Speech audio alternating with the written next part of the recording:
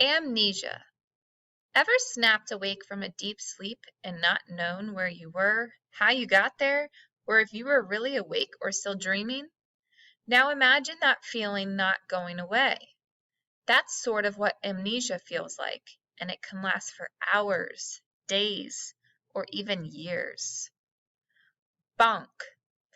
Post-traumatic amnesia is the most common type and can be caused by a head injury from something like a car accident or a sports collision.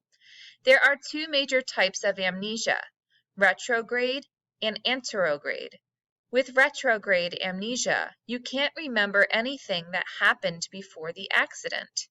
With anterograde, you can remember what happened before the accident, but you can't make any new memories. Either way, it's not fun.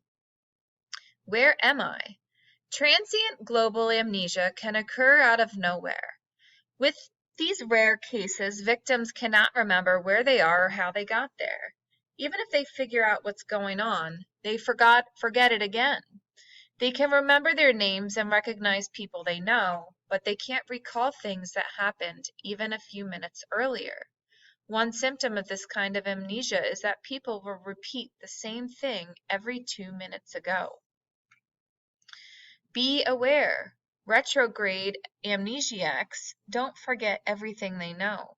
They may not be able to remember people, places, or things they've done, but they often remember motor skills like tying a shoelace, riding a bike, or even playing the piano. Total recall. Luckily, a sudden attack of amnesia only lasts for about 24 hours.